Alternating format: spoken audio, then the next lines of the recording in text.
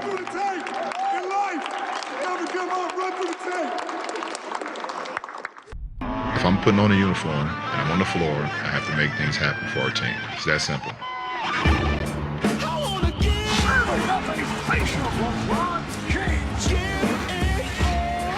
No matter if I'm making shots or missing shots. The fact that he started off 0 for 10 and has a beautiful game. To kill everything in my way. Fakes the three, then shoots it. Unbelievable. Here comes James, and he goes flat. Just would not let us loose. Look at the exhaustion. LeBron left everything out here on the floor tonight. Gave it everything I had tonight. After 3 dominant games from LeBron, the Cavaliers now stand 1 win away from the NBA Finals. It's been my goal since I got back here. That's what it's about. Down but not yet defeated, the Hawks must focus on the here and now to preserve their season. Let's be aggressive. The Hawks trying to stay alive in this series. We're going to play our hearts out. It's win or go home. Game 4, next on TNT.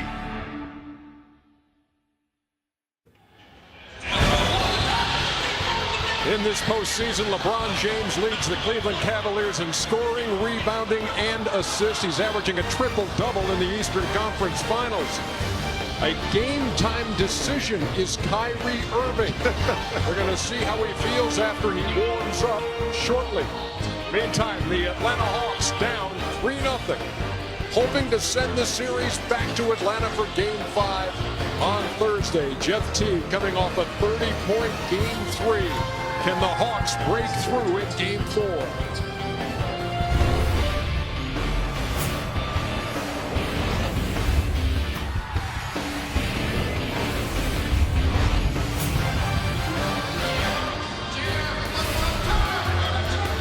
Tuesday night in Cleveland, Ohio. Site of Game 4 of the Eastern Conference Finals here on TNT between the Atlanta Hawks, the top seed in the East, and the number 2 seed, the Cleveland Cavaliers, who are on a roll. They've won 6 in a row here in the postseason. They are 11-2 overall, and they are a step away from going to the NBA Finals. They will try to take that step tonight here at the Q, Quicken Loans Arena, against the Atlanta Hawks, and make it to the NBA Finals for the first time since 2007. Welcome, everybody. TNT NBA Tip-Off presented by Auto Trader. I'm Ernie Johnson. This is Shaquille O'Neal.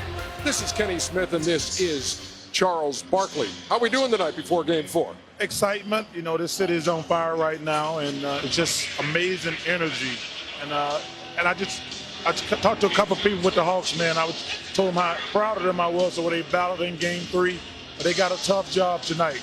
Down 3-0 in this series, and so you're wondering what is the mindset of this team at this point. David Aldridge able to talk earlier tonight to Jeff Teague about the mindset going into Game 4. Thanks very much, Jeff. You guys played well before Al got thrown out and after he got thrown out. How do you tie those two together?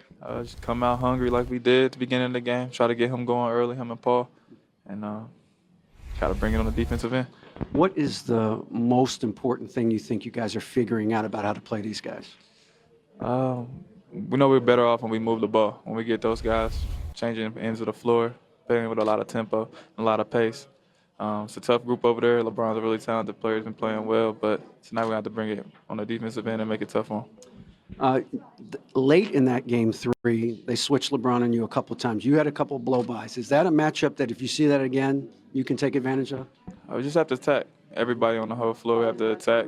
Our backs are against the wall. We can't hold anything back, so if you have your opportunities, you have to go. Do you take anything from the fact that you closed out the Brooklyn series on the road, you closed out the Washington series on the road, and you've been a good road team all year? Yeah, we're confident. We're going into this game with a lot of confidence. We believe we can win, and we just got to go out and prove it. Thanks very much. No problem. All right, back to you. 30-point game for Jeff Teague in Game 3 in that Atlanta loss in overtime. First through third quarters, he had 13. Fourth and OT, he had 17. And on the night, took more than 20 shots for the second time in this series. And Kenny, that's something you said he needed to do for this Atlanta offense to try to get going. Yeah, I think that the number is 5 shots a quarter for Jeff Teague. in terms of that would measure the aggressiveness. Because he's a guy, if he did that, he still takes good shots. He's not a guy who's going to take difficult shots. He just has to take more. He has the only clear advantage on his team. No one else has a clear advantage. They might have one for a possession or two, but this guy has it all night long. And tonight's his night. The series could be his series in terms of maturing to get into next year. So it's maturing right now to understand how good he can be in Jeff T. You know, Shaq, Hawks had to leave this building the other night thinking this should be a 2-1 series. They're up 4 with a buck and a half to play, could not close the deal. You know, we've all played against teams where you really have to beat them up. You know, first 2 games, the Hawks were saying, yeah, we lost, but we didn't hit shots. The game the other night, they were 2 shots away. They took it to overtime. They had 2 shots in the corner to tie it, 2 chances to tie it. They didn't. They're still feeling good. We know they're not going to quit. We know they're going to come out and play hard. Right now, they just have to come out with a lot of desperation and say, you know what, we can't get swept, a la what Houston did last night. We're just trying to have to take it 1 game at a time. But that's going to be a tough challenge, Chuck. Yeah, I think it's going to be a tough challenge, Ernie, because from a mental standpoint, that game is tough to recover from. Because they played, you're right, they had to leave with less than a minute to go. And psychologically, with this quick turnaround, I don't think they can do that. Al Horford, that situation has been talked about a lot, especially over the last 24 hours here in the city of Cleveland. The fact that he was ejected, the fact that Matthew Dellavedova's been under a microscope over the last 24 hours, Kenny. Well, the most telltale thing to me of the whole incident was that Dellavedova got a technical foul. So if they didn't feel he was doing this consistently, this seems like it's been talked about, they wouldn't have given him a technical foul. They would have just said he's hustling. But the reason he's got the technical is that now he's got a reputation. And the way Patrick Beverley ran into Russell Westbrook years ago, the same type of reputation Patrick Beverley has, he has that.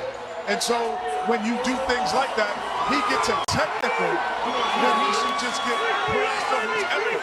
But when you're consistently in those type of things, you are questioned if you are playing across the line. And to me, he chose that line, and I think how Al Horford put it was 100% correct. He has to understand that they have a livelihood, and they all could do that at one time. They all could run through you, or run through you when you shoot a jump shot, or could take your leg. Anyone can do that and call it hustle. So there is a line that as players that I think he does cross. Yeah, and I'm gonna totally disagree with that. I don't think he plays dirty at all. And I think if you go back and look at that play, Al Horford hooked him first. And I think Al Horford made a mistake. He overreacted. But I also think, listen, we got to start calling out these officials. They're 0 for 2 right now. Al Horford should not have been ejected, and Dwight Howard, they should have did something last night. So the officials screwed up twice in the last 48 hours, and the NBA got to do something about that. And the word coming from the NBA today that would not be changed on Dwight Howard. You can't change it now. No, you can. You can review and you can say it's a flagrant 2. You can do that, but they said it's still a flagrant 1. Suspended for the next game. Yes. That's why they're not going to change it. He should have been ejected at that point. But if you change it to a flagrant 2, he's ejected, he's suspended for the next game. That's why they didn't make it a flagrant 2. But they just screwed that one up, plain and simple. And, you know, back to Dellavedova, he's not a dirty player. He's a hustle player. I understand the brotherhood and all that, but this is playoffs. You know and I know all that stuff goes out the window. If you down by one, hold on, kid, if you down by 1 and it's a loose ball and you can get it, you're not going to die because of the brotherhood? I'm not saying that Dellavedova is a dirty player. Yeah, I mean, I'm saying that he is typically in all of these incidents. But if you're consistently in those plays like Beverly is at times, you thought of like you cross the line, like you don't have to do all of that. Dellavedova is starting to be in those plays consistently. And if if that was LeBron James he ran into instead of Kyle Korver, and he was on the other team, we would be talking about it a whole different way. The same way we were talking about it with Russell Westbrook. There was not a peep after that Korver play. Nobody talked about it on TV. Because it's not consistent. Now it becomes consistent. Nobody brought it. Nobody said, boy, did you see what Dellavedova did to Kyle Korver? Nobody said that. Why did he get technical? Explain that.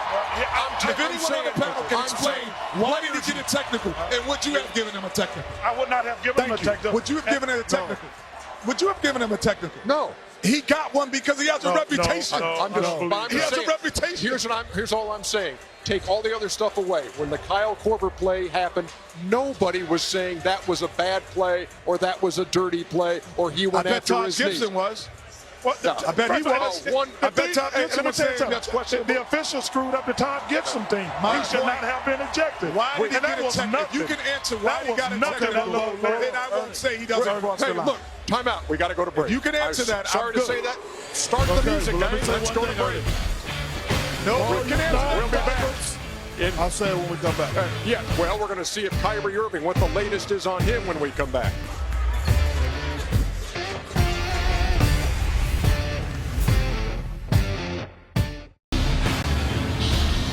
Game 4 approaches here from Cleveland, where earlier Shaq made his way to the arena with his entourage, literally.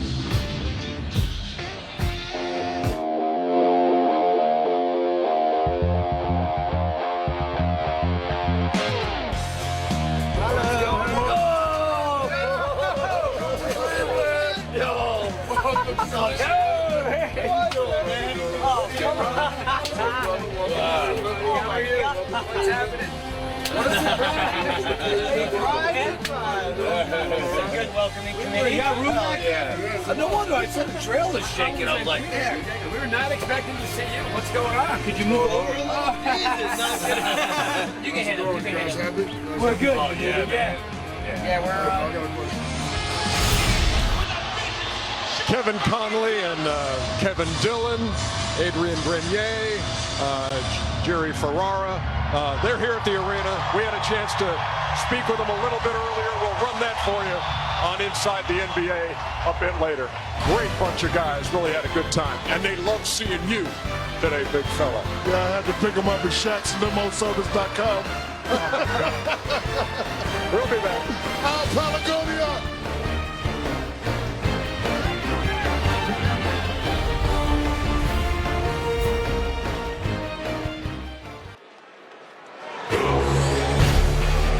Game time approaches, 8:32 Eastern time. Will it be the last game of this series? Will the Cleveland Cavaliers head to the NBA Finals? Or will we head to Atlanta for Game 5? Which is it, Chuck? I'll be in the Bahamas tomorrow wearing a yellow Speedo. Get ready, Bahamas. What color, Chuck? A yellow Speedo. With your name on the butt. Yep. Chuck. Who you got?